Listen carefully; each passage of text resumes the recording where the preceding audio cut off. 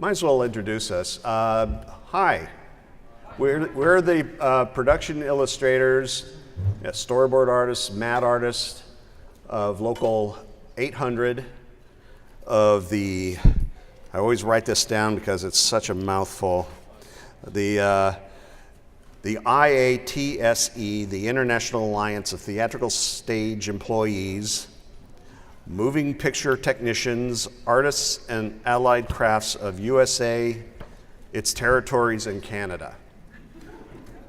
But we like to call it the IA, which is different than AI because our intelligence is completely natural and homegrown. So,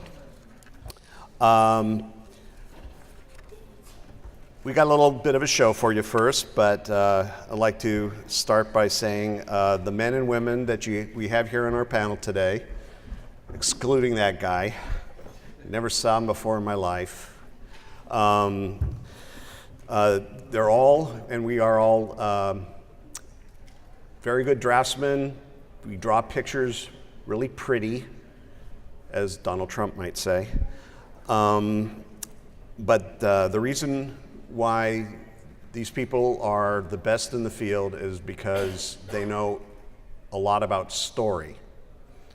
And we're going to show you a sample of that right now. Lights down, please.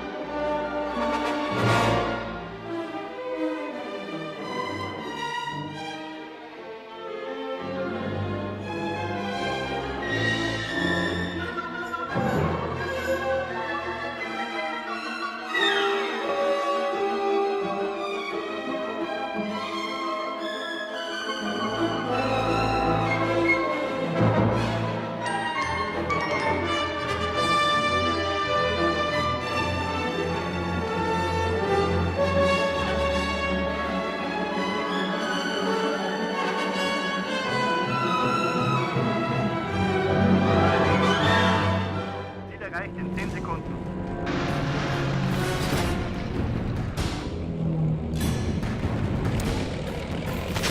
Dieses Blattprojekt.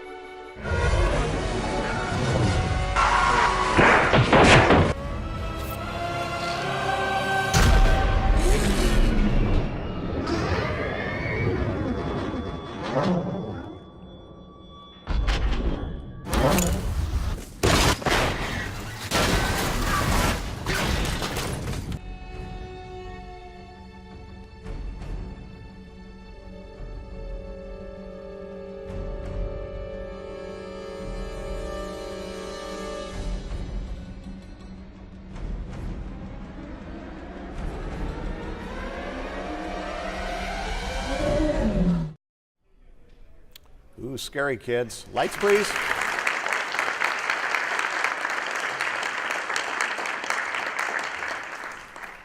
All right, it's my pleasure to introduce the panelists for this evening. I have Ed Natividad.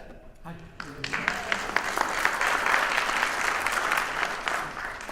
Warren Drummond. David Duncan. And Andrea, I got your first name wrong. I'm trying to do the Portuguese pronunciation of last name. Andrea Dopaso. Dopaso, perfect. And I'm Tim Burgard. How are you? So before we go much further, I just want to, at one point before we end here tonight, you guys, if you have any questions, I'm going to direct you to come up to the mic, and that'll probably be around 3:35, since I'm watching the time like a hawk right now, okay? So essentially, I like to start with a very basic question, kind of lets everybody get on the ground floor, and that is, how did you get into the business? And Ed, you ready to go? Well, of course. Okay. Well, it wasn't a linear path. I mean, I struggled, tried other things before that. But I was, I think my first introduction that this was actually a real job was right around age 13. There's a good book that came out called Star Wars Sketchbook. It was like a blue paperback.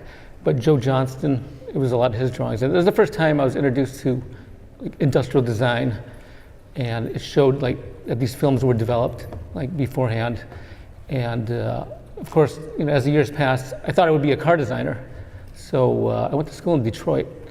And after 2 internships, that's when I kind of realized this is not for me.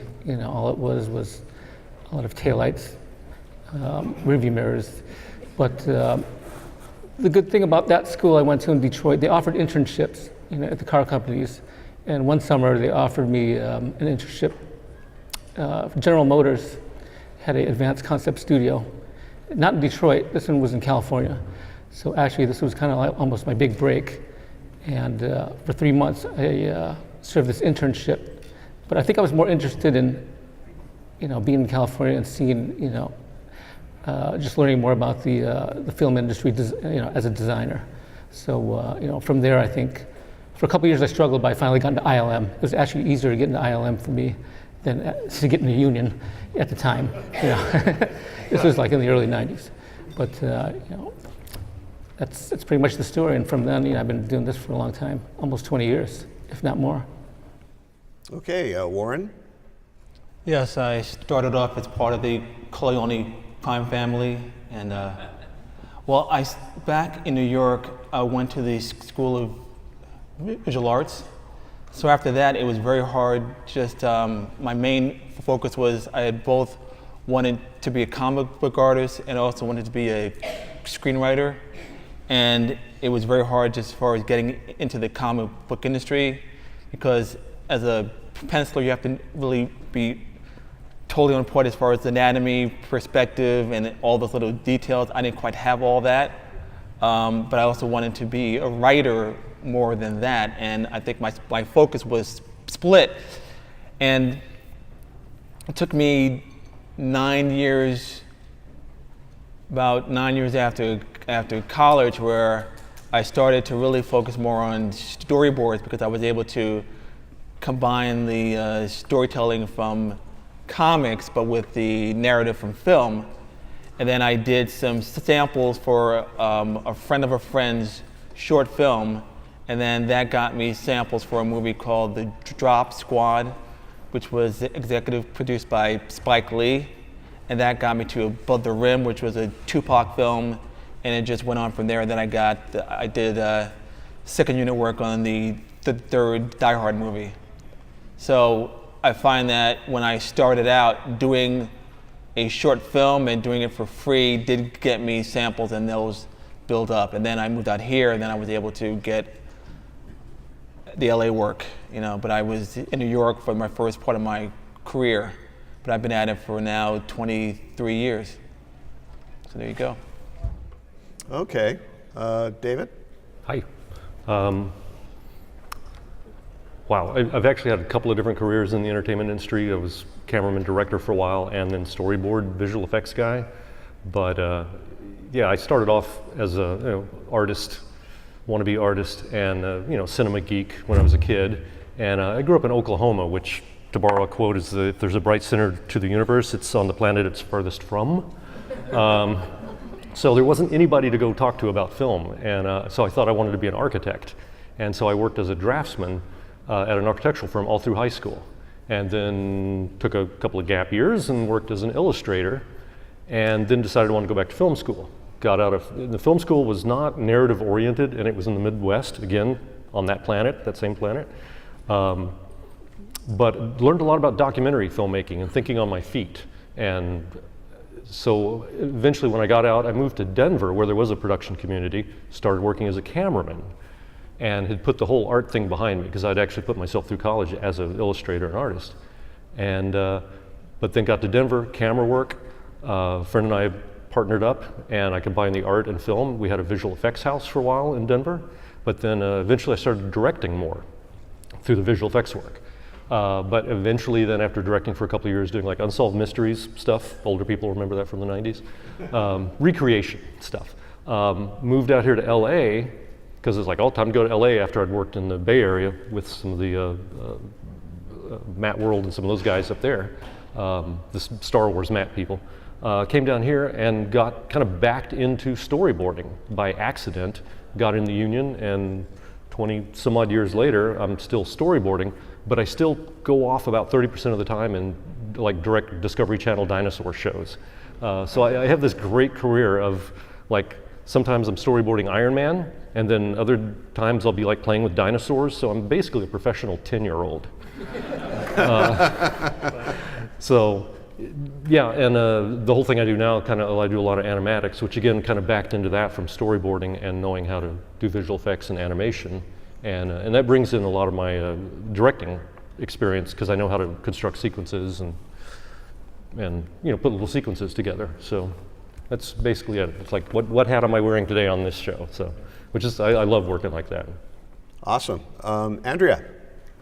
Well, I'm originally from Argentina, and I guess at the beginning I never even dreamed with working in the movie industry. I'm an architect. My background is an architect, and I'm also an artist. I study paint many years. And I was just, starting working as an architect, and a friend of mine said, well, we're working in this movie that is from England, and we need somebody to do a model. Do you want to do it? And I said, yeah, sure. Why not? So I started in the art department and working models and set designing. And when I saw what it was, I just was mesmerized. I love it. It was so much fun. It was so creative. The opportunities to design and to dream different worlds, I guess it just completely caught me by surprise. I was not really expecting it. I was just thinking in just going there, doing a model, and keep being my life as an architect. But it didn't work as I planned it. It worked better. And then more movies come down to Buenos Aires. And And basically, the reason why I'm actually in Los Angeles is some sort of a love story. I was working in a movie, and I kind of fall in love, and of both things, of the movie industry, and an American person. So he decided to come here, and I said, oh, well, forget it, you know. And I was sitting on the theater one day with a friend of mine, and Dick Tracy was, I don't know, this is an old movie, like in the 90s. And I was just sitting there in the theater like this, and I said, okay, I'm going. And basically I did that. I bought a ticket without plans, without anything, and came to Hollywood. And I started painting sets, like with a brush, you know, with a roller. And it went from there. I love every single part of it. I worked many years as a set designer because my background was as an architect. So basically that was the way that the door opened for me. But I'm definitely interested in, you know, the visuals and art. And so illustration basically is what I'm most happy doing. And one thing just follow after another, and I guess it's just a pure story of love. Just love doing it, love what I do. I really never plan anything or said, oh, I'm gonna do this and I'm gonna do this and I'm gonna follow this career. It's just the doors kind of open up, and I enjoy every opportunity that was presented. And I end up working on the biggest shows in town without trying. And That's and bad I news for a feel lot blessed. of you who actually have a plan. I feel truly blessed. I think it's fun. It's fun. You get to create every single different, you know, world. Like a kind of one day you're doing a spaceship, the other day you're doing a weird planet, the other day you were doing a city from, you know, the 1940s, the other day you were doing, so every time that you go into a show, it's an adventure at the start. And you just follow your heart and just, you know, do the best you can. It's competitive. I mean, I've been lucky, but I can't stop. I mean, you had to learn. You had to constantly, you know, push yourself in and work harder. And you cannot just, you know, oh, I draw and that's it. No, you have to, but it's fun. You don't work just when you feel like it. That's well, people think about artists. You know, it says, oh, they just wait till inspiration hits them. No, it's when you are in a show, it's like it's heavy. The pressure is huge. You are working with a lot of talented people around you, and yeah, be brilliant, but do it now. yes. So, but it's that keeps me alive. Like it keeps me alive. Like I love it. I'm happy. Okay, well, along the lines of what Andrea was saying, I do believe in follow your bliss. I don't know if Ray Bradbury coined that, but he definitely said that to a bunch of us at Art Center when I was there. And my career kind of wanders around. Like, I never imagined I'd end up working in film. I kind of thought, you know, I probably thought I was going to do comic books or Saturday morning cartoons, because those are the two things I really loved, even in high school. But, you know, those things add up. You know, you do a little bit of comic book work, you go to an animation studio, they look at your work, and they hire you for that. I end up going from doing character designs and all kinds of things to storyboards. And then when they fire me, I decide I got to take my talents somewhere else, you know, so I end up getting into live action, and it kind of just generated that way until finally I worked on Stargate, and that put me in the union, and after that I was able to work on a lot of other, you know, projects. Now we put together, or I tried to put together this panel where we have a bunch of people who've worked on different comic book properties, and somebody suggested Marvel versus DC, which is a little simplistic, and I don't want to start a war here in the aisles.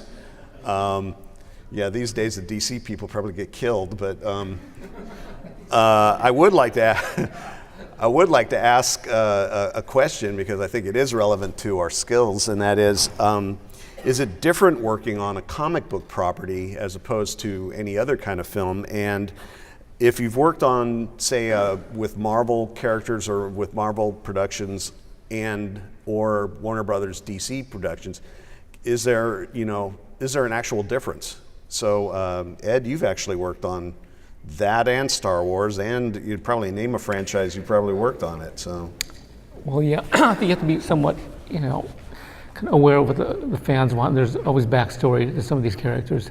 So I think, I'm a comic fan and also a fan of, design and other things. But I think, you can't please everyone. But I think you have to I think you have to talk to the fans, and just get a basic sort of survey, and even go online before you go into these things, because I think that will sort of make a difference, in terms of the response. But what was the other question? Well, there's a difference between working on Marvel or DC stuff. The only Marvel movie I've worked on is Spiderman, but that was more of a character design. So I think, like the world of Batman, the good thing about that, it was almost more grounded, and it wasn't, let's say, like Iron Man, for example. I mean, there was some degree of logic that we had to sort of exercise in that, and everything, for the most part, was going to be in camera. So we had to be aware of, like in terms of my process, I like to use 3D. That way, I can get as close to the design, as the final, product. And it's a good thing to be aware of, like, size, like, let's say the Batmobile, for example. Size will equal, based on the material, it'll equal weight. And all these things are a factor, even in safety. So, once you get closer, actually, I encourage designers to try to stay on the production as long as they can, to see how things are really built. So it isn't so arbitrary when you do the artwork or the concept. You have to have some kind of idea, what can be done physically. Yeah, Lisa, a question. With the Batmobile specifically, they have to actually make a working model, don't they? Yeah, and that, of course, you start with the concept. That was the team. Production designer was Patrick Tatopoulos, who I've worked for years. I worked with him. And we had a good art director, Kevin Ishioka, and the equivalent of a vehicle set designer, Joe Hira, who was actually more of an engineer. So I did the aesthetic, the basic aesthetic, and then it was, it took a team of people, not just one person. Just wanted to clarify that. But that's how it is with a lot of these things. It's not just one person; it is a team effort. Okay, well, Warren and I actually worked on Gambit for a while before it kind of went into suspended animation. Yeah, like Captain America just. But Warren's worked on some other Marvel properties, and you've worked at TV, so. Yeah, I've worked on Agents of S.H.I.E.L.D. since it started out. I worked on Agent Carter. I was just briefly on a pilot about a planet where a guy with a big S comes from. It's going to be on Sci-Fi Channel. Some guy has a little cape thing. And I've done some extra photography work on Amazing Spiderman and X-Men First Class. I find, not just as far as a style thing, when you work on those big properties, security is extremely tight. Oh, yeah. That's the drawing is pretty much the same. Drawing is drawing, but you don't really get a full script very often. They check everything. You can't make copies of work. It's just very tight, because they have to be tight, because if anyone takes a picture and puts it online, they can, oh, what, Bucky's alive? What? Then you can find in everything. So I find that's the big thing, that they're very, you could say paranoid, but not paranoid, but they're just very careful on not getting anything out, because once it gets out, it can kill a whole plot line. As far as style, it's just, you're just doing a feature, or you're doing a TV show. Agents of S.H.I.E.L.D., I'm just doing a TV show, but you don't do it as a comic. You have to make sure that you're drawing as live action. You're not trying to draw a comic, but it does help to have have the love of comics, so you could put some of that aesthetic in there. So it's always a combination of comics and the live action. So I guess that's it. All right, Dave? What was the question again? Well, working on like comic book properties as opposed to just any other kind of film. Yeah, again, a lot of pressure.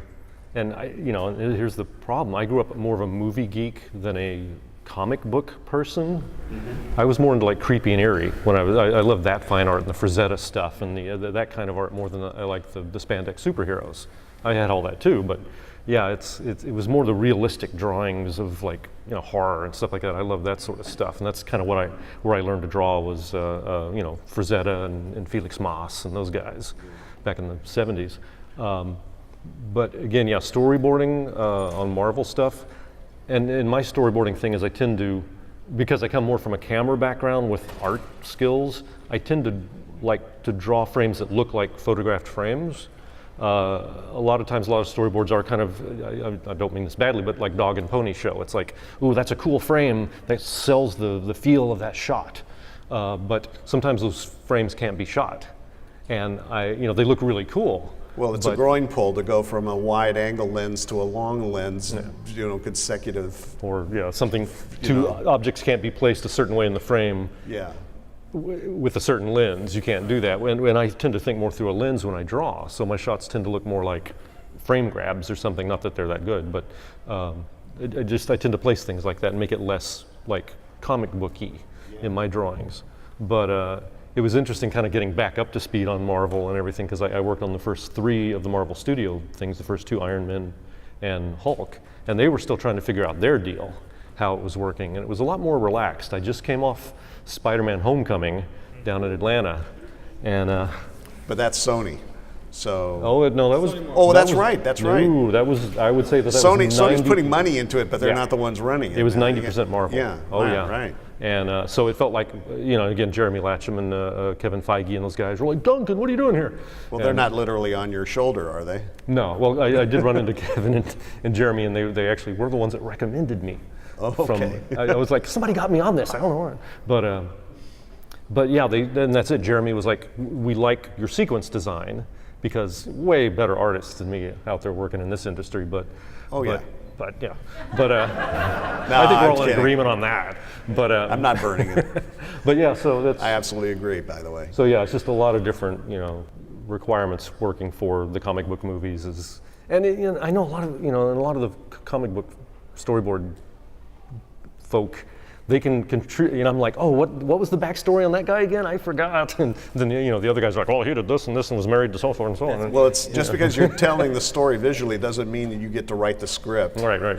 But that's it. You do bring that stuff in. I just did an interview for a period medieval picture that might be shooting in Europe, and the director very much wanted character stuff too. He's like, if you have an idea for something, please tell me. And I was like, well, the character could come around the corner and see this beautiful architecture, and then when it gets destroyed, you can feel bad about it. And it's not really, it's implied in the script, but it's not, there's no scene where he sees that. And I'd love to draw a shot like that. And he's like, go nuts, draw that. Awesome.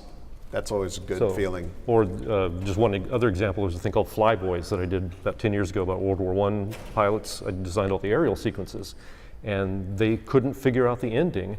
And Ray Harvey, another storyboard guy, and I, basically they were like, well, how do we kill the guys? It's some cool maneuver. And Ray was like, oh, you remember that thing where they said that they have guns to shoot themselves if their plane catches fire? How about he pulls out the gun and shoots the bad guy? Just plane to plane. And director Tony Bill was like, that's the ending. That's how we kill the bad guy. Storyboard guys. I know, and we get paid so much more extra, don't we? Yeah, we get those big writer bucks too because of that. I always wish that storyboard artists could get a little taste of that writer's money. I'd have 2 homes by now. Andrea, you come from a different, you do whole big, beautiful illustrations as opposed to us storyboard artists that do little tiny black and white ones. So I'm not involved with the story, frame by frame. But I had to agree that security is, I guess, one of the funniest things, because I mean, even though I don't have to follow the story, at least I had to know what I'm doing, you know? Like they said, okay, you know, we're gonna land in this planet, and this planet has a forest, and then we wanted it to be kind of alien-like, and they said, okay, can I read that? No, you cannot read the script. And I said, but then I supposed to, so I started illustrating, and I said, well, but you don't know that in here there has to be like a rock where they sit down. I said, no, I didn't know. I didn't got to read the script. It's like that. I have to explain a little bit. Sometimes we're working on projects so far ahead that the script isn't even done. But then again, there's times when the script is so tightly, it's so secret that they only give you dribs and drabs. That's a paragraph. In Marvel, I just finished the Guardians of the Galaxy, and I was surprised. They said, you're gonna get to read the script. I was like, oh, cool, great. So the first day, you know, you sit down there, and then you get the script, and so they bring it in an envelope that is sealed, have your name taped in every single page. So if you lose a page, you know, your name's this big in each page of the script. Even you have a hard time reading it because your name is kind of covering all the letters, you know, of the script. So, okay, so they gave me the envelope. A person came from Marvel. They give me the envelope in the hand. I had to sign a paper. They take the envelope back, and I said, we're going to be back in 45 minutes. And I have like okay. So I was reading it, and I was almost arriving to the end, and I said, oh, great, okay, I won't get it. So it was like about maybe, 10 pages left. They come from the office and say, sorry, we had to take the script. I didn't finish it yet. No, we are really sorry. We had to take it. But I only need 10 more minutes. No, you have no more 10 more minutes. So they grabbed the script, and in front of my eyes, they took it to the shredder, and they shredded there, and that was it. And I never got the chance to read the script again. So I don't know how the movie ends. But yeah, security, I mean, that was Marvel. I mean, Star Trek. I work in the 2 Star Treks, and those are like a crazy security too, even though it's not like a big character. But because of what the movie represents to people and the amount of followers they have, so everything was a code name. So we cannot call anything for the real name. So I'm working on the Enterprise, but it's not called the Enterprise. It's called the Kitchen, Charlie's Kitchen. Oh yeah. So they said, okay, you have Charlie's Kitchen done, and I said, I don't, you have to remember. So because you cannot write, okay, the Enterprise is Charlie's Kitchen, this is like you don't have like a. So basically, it was funny. In one point, we started inventing code names for ourselves. So we all have like a funny names, So everything was like a kind of nobody knows what it's talking about, It was like a kind of funny name. And but it's interesting to see. It's interesting to see the security. Marvel was probably the highest security movie I ever worked in, but it's understandable. Like one thing I think also is important when you're working in those kind of films. You know that what you're doing, it will be like analyzed, and it will be, if I'm working on the Star Trek and working on the Enterprise, and I'm thinking, no, I wonder what, the fans will say about it. What if I draw some blob in here, like people will look at it and then say, what the heck that is?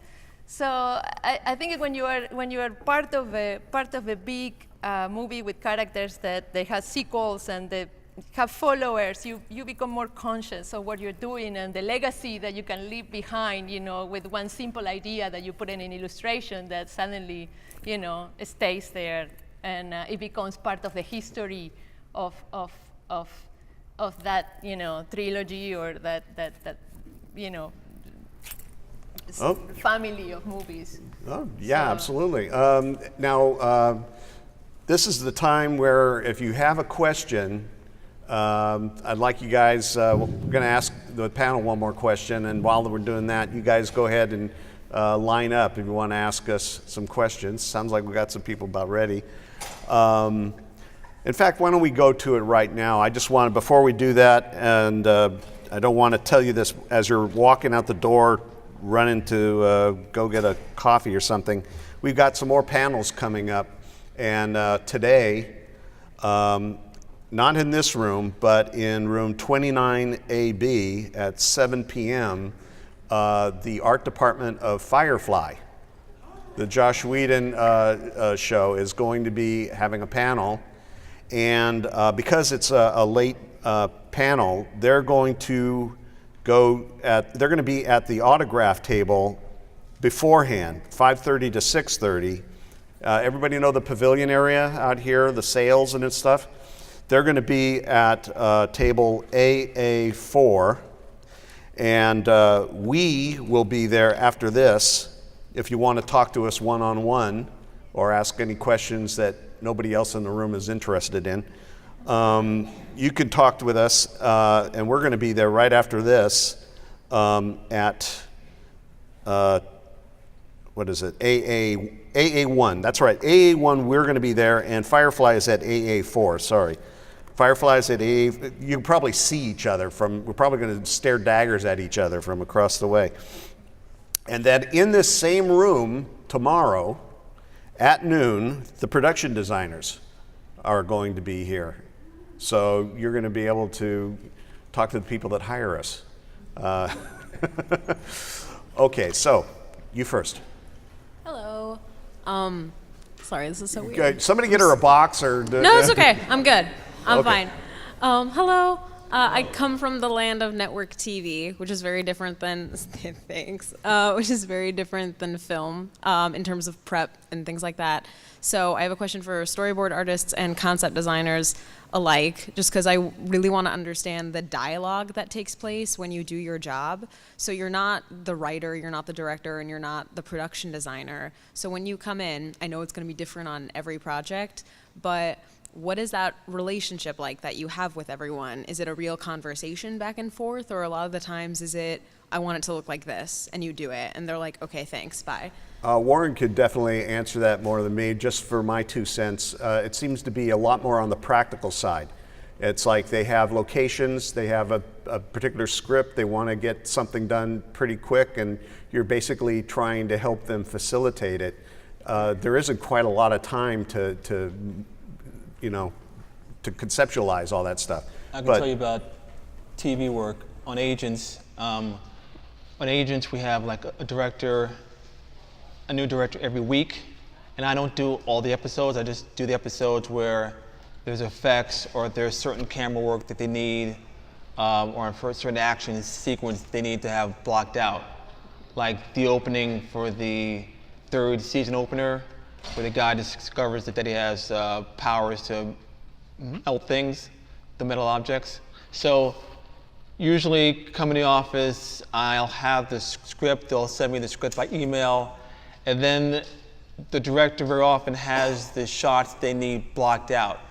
Because in TV, they don't have time to figure things out. They need to have things already basically figured out of what they're after, and then they'll feed me the shots that they want.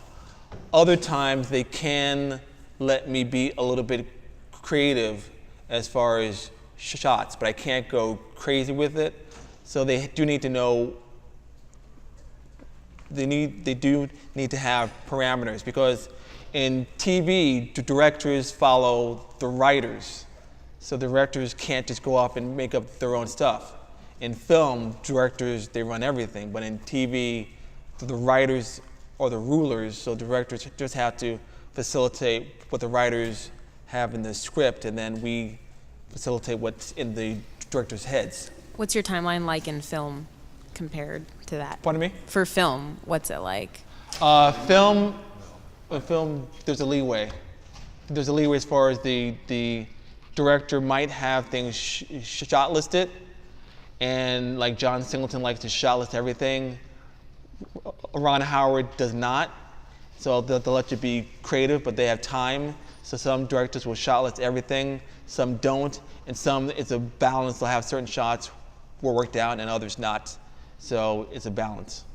Quite often, I'd like to jump in just saying that what's on the script isn't, for TV it's probably pretty much verbatim, but for film, quite often it's not the final thing. So if they handed me a script and they said storyboard it, I'm basically bypassing the director completely. Usually when I'm talking with the director, he's telling me the stuff they're not going to do in the script, and the stuff that isn't written in the script, that's what I'm supposed to be doing. So it works a little bit like that. But they are two different animals, especially if you're talking about timelines.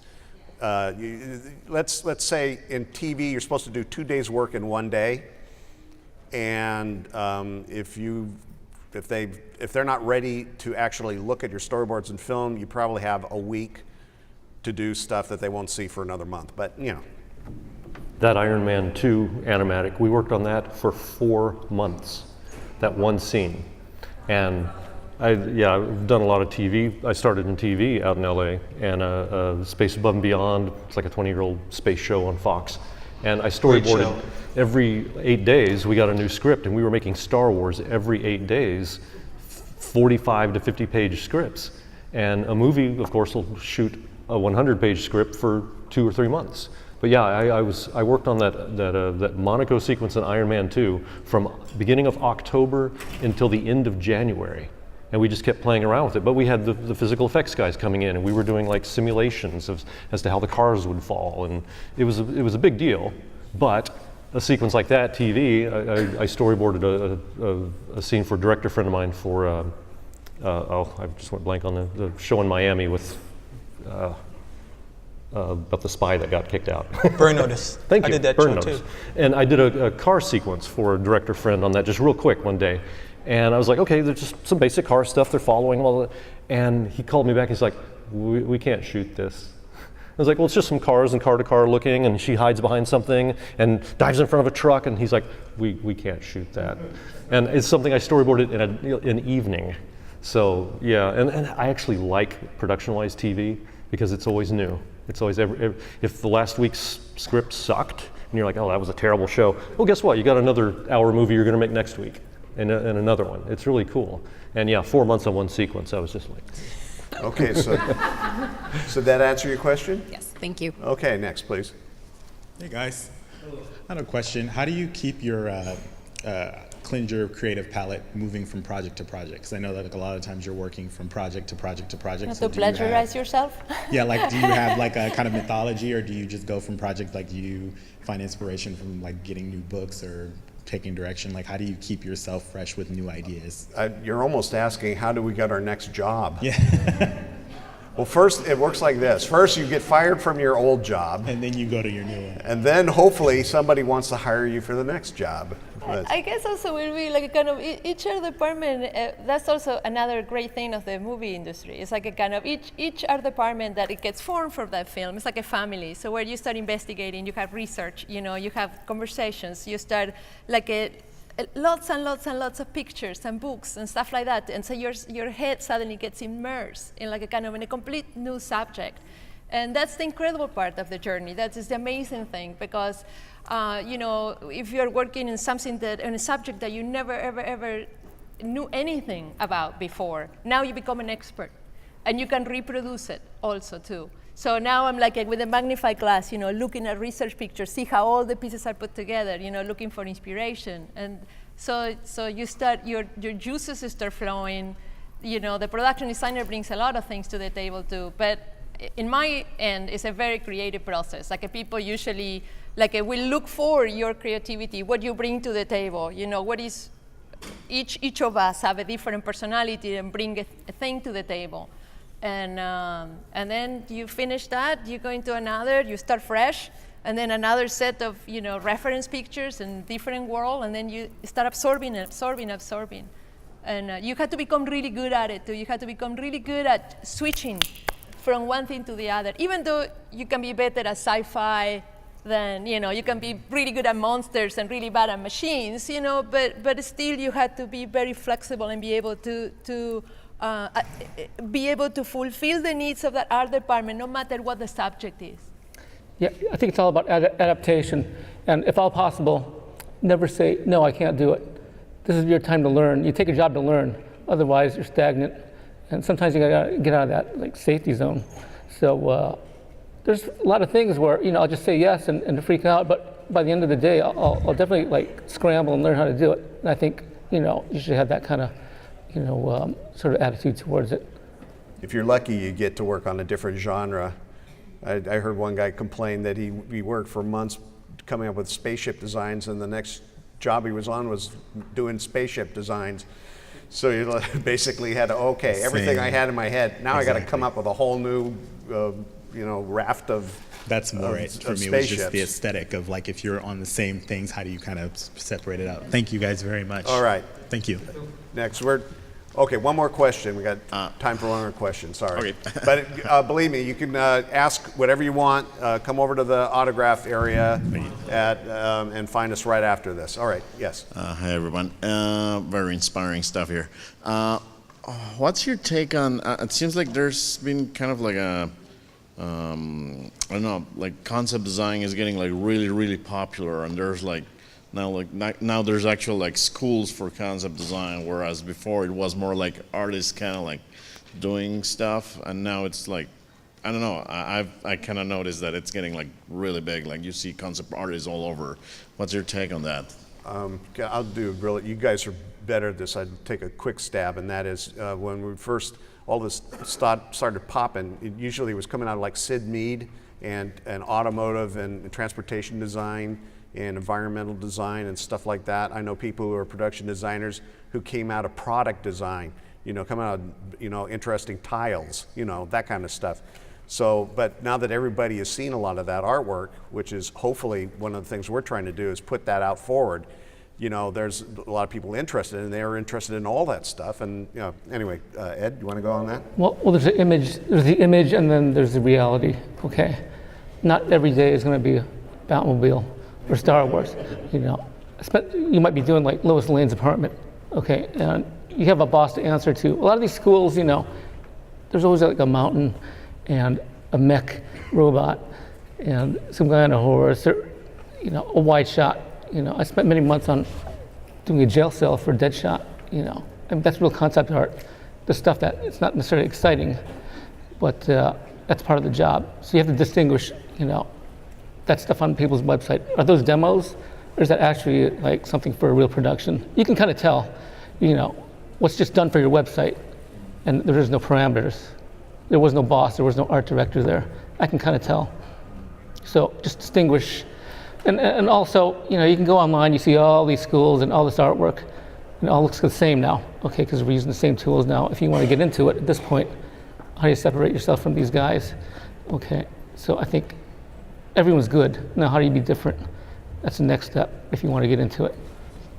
Yeah, that's why you cannot fall asleep. Like the competition is ferocious, and it's like it's everywhere. So you have to find where you're truly good at it, where you really love, and find your personality. I mean, it's like you're an artist, so artists all bring something different to the table, and but I guess it's the hardest thing to always, that the people that you're relevant, that you're bringing something that people appreciate to the table. So It goes back to storytelling again. Yeah. Yeah, and it's like and the thing also too with this art is like you don't really have too much time. Also, like kind of when you're in a show, maybe the window of time to prove yourself is like a week. So they give you a subject, you sit down there, and you have to give it your best. And if you don't, out. That's it. Like kind of, it's not like oh no, but can I do one more? It's like no. Okay, gang. We ran out of time. And if you'd like to talk to my guests, we're going to be going over to the pavilion area right now. I highly recommend you go see the Firefly at room 29 AB at 7 o'clock. I got Ed Natividad, Warren Drummond, David Duncan, and Andrea Dopaso. I'm Tim Burgard. Hope to see you again.